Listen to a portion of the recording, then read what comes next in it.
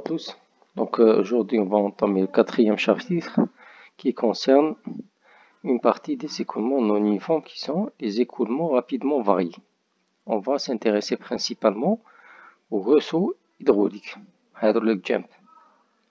Donc, les écoulements brusquement variés sont des écoulements où la variation des caractéristiques du mouvement, principalement la profondeur ou le tirant d'eau, se produit dans une distance très réduite.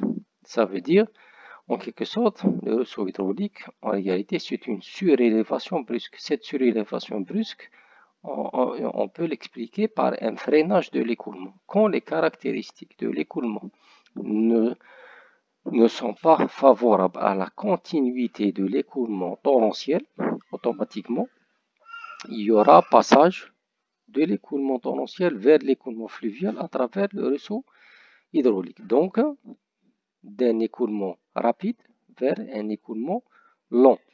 À savoir que les écoulements torrentiels sont des écoulements principalement à faible énergie. Ils sont très vulnérables à la demande d'énergie. Donc si on a un obstacle, qui que ce soit un obstacle en aval ou une rugosité importante où l'écoulement torrentiel ne peut pas perdurer, donc automatiquement l'écoulement redevient un écoulement fluvial ou se transforme en écoulement fluvial pour pouvoir dépasser cet obstacle.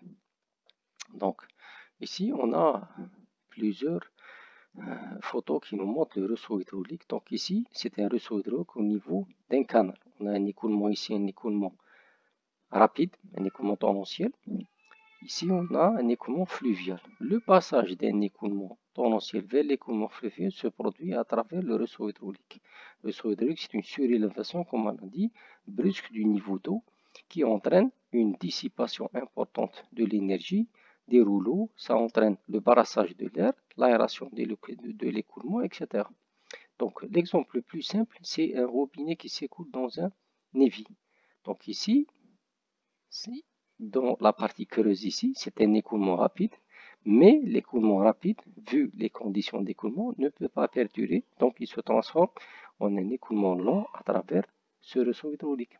Ici, on a aussi un ressaut hydraulique fort dans un canal. Ici, on a un évacuateur de crue d'un barrage, donc à l'aval de l'évacuateur de crue, on a le ressaut hydraulique. Donc ici, on a toute cette partie qui est consacrée à la dissipation de l'énergie de l'écoulement. Donc ici, on peut voir ces photos-là. Donc on voit très clair le brassage de l'air, on voit les bulles d'air ici. Ça veut dire qu'il y a un rouleau très important ici qui entraîne une aération accentuée et qui entraîne principalement une perte, une dissipation d'énergie très importante. Ici, on voit ce schématique qui nous montre la variation de la vitesse au niveau d'un ressaut hydraulique. On voit clair que ici, une vitesse importante. Ensuite, la vitesse va se dissiper, va diminuer progressivement jusqu'à l'écoulement fluvial. Donc, toujours au-dessus de l'écoulement principal, il y a un matelas de rouleau qui est le ressaut hydraulique jusqu'à mélange total et dissipation d'énergie.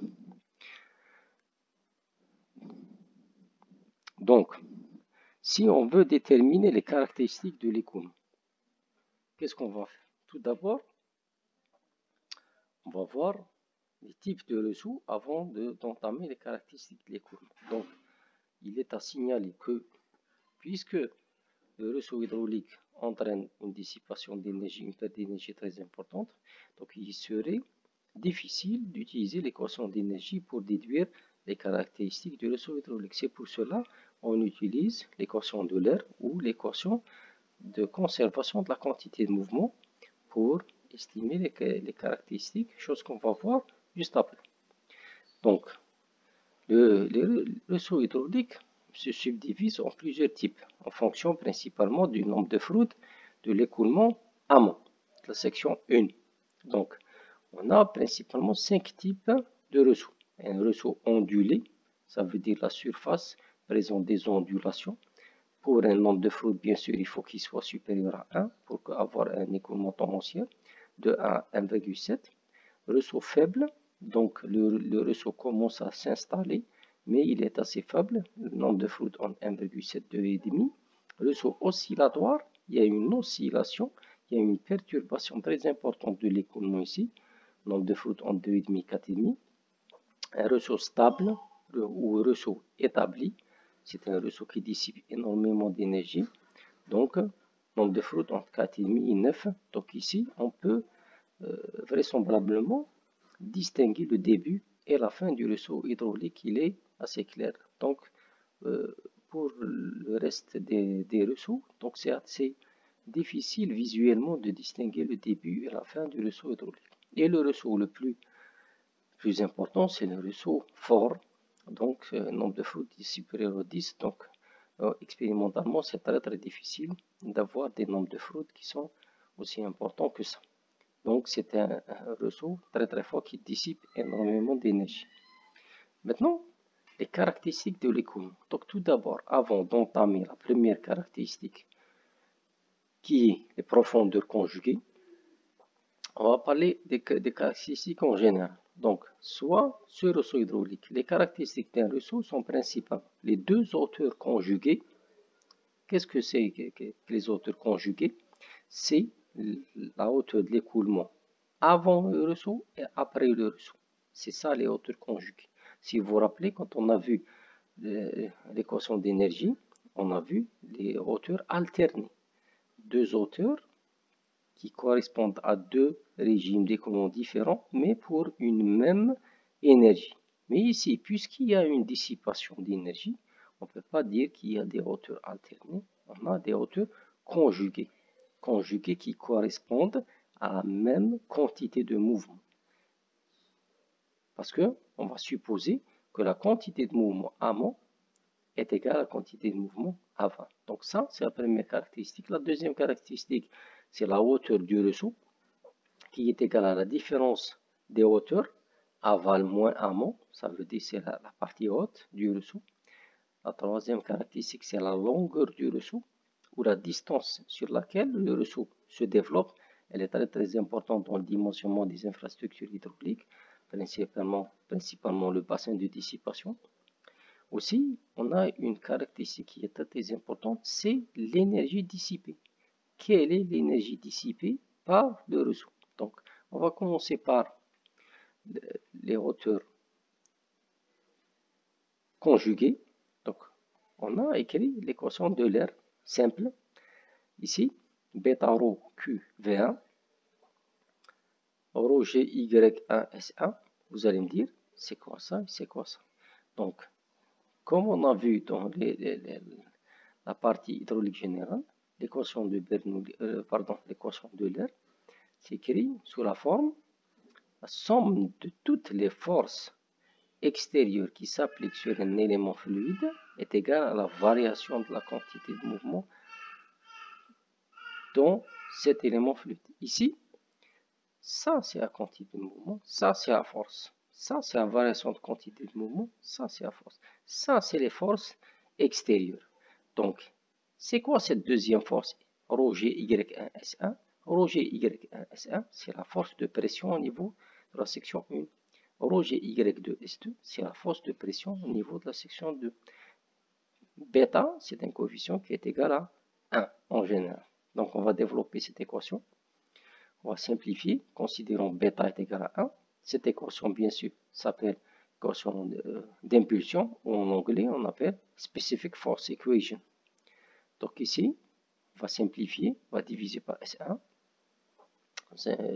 On va réajuster pour mettre les profondeurs d'un côté, les débits de l'autre, les profondeurs d'un côté et les caractéristiques cinématiques de l'autre côté. Donc Y1 et Y2 sont les profondeurs des centres de gravité. Donc en réalité, ce n'est pas les profondeurs de la section d'écoulement, c'est les profondeurs de centre de gravité. Parce que si vous vous rappelez ce qu'on a vu en hydrostatique, la force de poussée hydrostatique, c'est quoi? C'est le poids volumique du liquide fois la profondeur du centre de gravité de la section, fois quoi? Fois la surface de la section. Donc, c'est pour ça Y1, Y2 sont les centres de gravité des sections 1 et 2. Que ce soit les sections rectangulaires, sections trapézoïdales, sections triangulaires ou autres, la profondeur du centre de gravité change. C'est pour cela. On va exprimer cette profondeur des centres de gravité par rapport aux hauteurs qu'on cherche. C'est les profondeurs de l'écoulement, c'est les hauteurs d'eau. Donc on va dire que Y, la profondeur du centre de gravité, est égale à θ, un certain coefficient, fois H. H, c'est la profondeur. Donc, si la section elle est rectangulaire, θ est égal à 1,5. Centre de gravité se trouve au niveau de la moitié de la profondeur. Si la section est une section triangulaire, donc ça sera un tiers. Si trapézoïdale, etc., etc., etc. Donc, nous, on va commencer par une section rectangulaire. Donc, θ1, t égale θ2, t égale 1,5. Donc, si on va réajuster cette équation, bien sûr, on va tirer ici l'expression pour avoir un nombre de fruits, pour ressortir un nombre de fruits, et on va avoir cette expression-là. Donc, c'est seulement une formulation analytique. Ensuite, on va remplacer θ1, θ2 par 1,5. S1 sur S2 est égal à H2 sur H1. Parce que la section, c'est quoi? C'est une section rectangulaire. Donc, S2 est égal à H2 fois la largeur. S1 est égal à H1 fois la largeur. Puisque la section est rectangulaire, elle est prismatique. Donc, ça veut dire la largeur 1 est égale à la largeur 2. Donc, ça va simplifier donc, le rapport des sections et le rapport des profondeurs. Donc, on va obtenir cette expression qui est propre au canot rectangulaire. H2 sur H1 égale 1,5 moins 1 plus racine de 1 plus 8 nombre de fruits au carré. Quel nombre de fruits? Le nombre de fruits torrentiel. Ça veut dire le nombre de fruits de la section 1. On devrait mettre ici fruit 1. Donc automatiquement, le nombre de fruits ici, il est supérieur à 1. Si on a une section triangulaire, on va remplacer par un tiers. On va trouver une autre forme de l'équation. H2 sur H1 puissance 3 est égal à 1 moins 3 nombre de fruits, toujours le nombre de fruits 1 au carré, 1 moins H1 H2 au carré. Donc, c'est une expression en H2 H1 d'ordre 3. Bien sûr, dans ce genre de problème, il faut toujours déterminer une profondeur conjuguée pour pouvoir déterminer l'autre. On ne peut pas démarrer de l'inconnu. Donc maintenant, on va voir l'énergie dissipée. L'énergie dissipée, c'est tout simplement l'énergie de départ moins l'énergie d'arrivée. Quelle énergie? Énergie spécifique. Ça veut dire profondeur 1 plus énergie 1. Énergie quoi? Énergie cinétique. Donc, D1 ou Y1 quand vous voulez. Donc, je change toujours de notation. Donc, D1 plus V1 au carré sur 2G moins D2 plus V2 au carré sur 2G. Donc, on va essayer d'arranger cette expression. On va ressortir les profondeurs d'un côté, les énergies cinétiques d'un côté. On va ressortir les facteurs communs entre les énergies cinétiques, à savoir le débit. Quel débit? Le débit par unité de largeur, petit q. Ensuite, on va simplifier encore plus. Maintenant, il nous reste une expression de la perte d'énergie en fonction des profondeurs conjuguées et en fonction du débit. Maintenant, on va essayer d'éliminer le débit pour avoir une expression de la perte d'énergie en fonction seulement des profondeurs. Ça veut dire qu'est-ce qu'on va faire? On va utiliser la première équation, celle qu'on a vue au départ, donc théorème d'Euler ou la loi d'impulsion, c'est le théorème d'Euler, le premier théorème d'Euler. Donc ici, qu'est-ce qu'on a ici? Qu'est-ce qu'on a? On a les forces. Quelle force? Les forces de pression, amont, aval. Ici, qu'est-ce qu'on a? On a la variation de la quantité de mouvement. Donc regardez ici cette équation, c'est la même que la première équation qu'on a utilisée. C'est la même chose, sauf qu'ici, on a mis section 1, section 2. Section 1, section 2. On aurait pu mettre les forces de pression qui sont les forces extérieures d'un côté et la variation de la quantité de mouvement de l'autre côté. Donc c'est la même chose. Donc on va continuer par l'équation d'impulsion pour tirer le petit q afin de le remplacer dans la première expression utiliser. Donc, on développera cette expression qu'on a vue au cours. Donc, facilement, on aura D2 plus D1 est égal 2Q carré sur G D1 D2. Ça veut dire on peut remplacer la valeur de Q carré, cette valeur de Q carré ici, qui nous gêne tant, ça. Donc, ensuite, on va simplifier. Qu'est-ce qu'on va trouver? On va trouver l'expression de la perte d'énergie, delta H, deuxième profondeur conjuguée, moins première profondeur conjuguée, puissance 3, divisé par 4 fois première profondeur conjuguée fois la deuxième profondeur conjuguée. Donc, elle a l'unité ou la dimension d'une longueur ici, d'une hauteur, pardon, d'une hauteur, c'est plus précisément d'une hauteur. On peut la transformer en watts, on peut la transformer en cheval de vapeur, comme on veut. Donc, on peut aussi déterminer le pourcentage d'énergie dissipée, delta H sur grand H. Grand H, c'est quoi? C'est l'énergie spécifique amont. Ça veut dire c'est D1 plus V1 au carré sur 2G. D'accord? Donc, ça aussi, c'est une caractéristique. L'autre caractéristique qui est un petit peu plus controversée, c'est la longueur du ressaut qui est toujours visuellement très difficile à déterminer, mais c'est une profondeur qui est très importante. Donc, on a plusieurs techniques pour déterminer la longueur. Là, les plus utilisées sont les formules empiriques. On a par exemple la formule de Dominguez. L, c'est la longueur du ressaut. Formule de Smetana. L, c'est la longueur du ressaut, 6 fois la hauteur du ressaut. Miami District, 5 fois la hauteur du ressaut.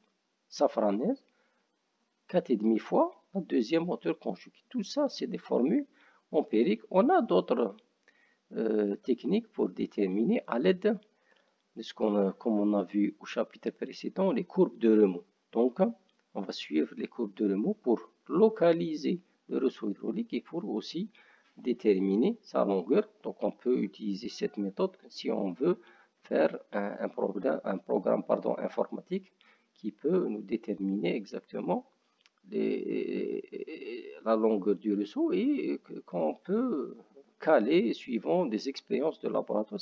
Donc le ressaut se produit toujours lors du passage du régime torrentiel vers le régime fluvial. Si on suppose que l'on connaît les formes des lignes d'eau dans les parties torrentielles et celles de la partie fluviale. Qu'est-ce que ça veut dire? On connaît les lignes d'eau. Par exemple, la première ligne d'eau, c'est M3. La deuxième ligne d'eau, partie fluviale, c'est M2. On connaît M2, M3. On peut faire l'extension de ces courbes, parce que ces courbes, comment on les a déterminées? En fonction de l'équation fondamentale des écoulements graduellement variés. Ça veut dire on connaît l'évolution de la pente. Ça veut dire on peut faire l'extension de la pente. Donc si on peut tracer la courbe de remous en amont du ressaut torrentiel, on tracera la courbe en dessus qui représente les profondeurs conjuguées. Ça veut dire, si on trace la courbe de la partie torrentielle, la courbe de remous, supposons M3, pour chaque point de cette courbe M3, on va tracer une courbe qui est symétrique, si je peux dire, ou à cette courbe, et qui représente les profondeurs conjuguées, à cette courbe-là. Si cette dernière rencontre la ligne d'eau de la partie fluviale, celle-ci, pardon, ce n'est pas les profondeurs conjuguées. Il faut toujours corriger profondeur alternée. C'est comme ça, alternée, c'est ça. Pas les profondeurs conjuguées, mais les profondeurs alternées en fonction de l'énergie spécifique. Donc, si cette dernière rencontre la ligne d'eau de la partie fluviale, sera considéré comme l'emplacement du ressaut. C'est la localisation du ressaut. La même chose pour la détermination de la longueur du ressaut. Donc,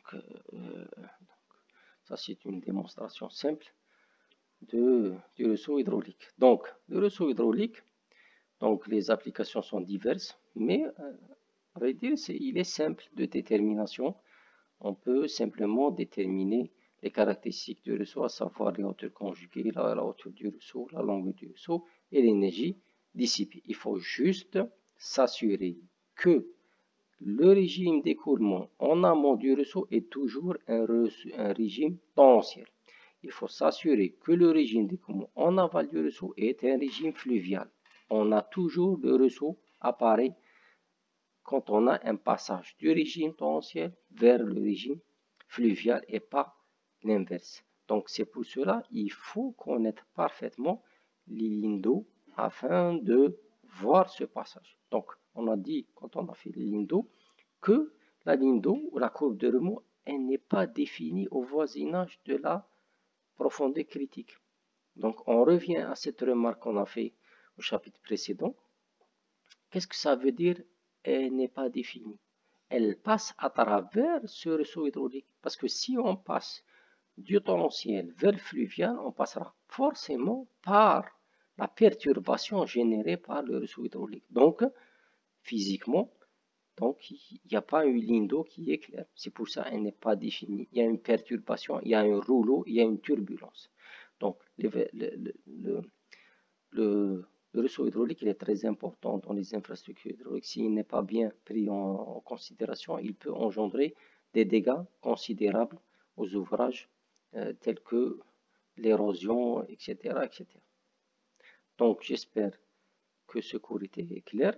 Donc, on se voit par la suite pour les exercices. Merci pour votre attention. À la prochaine.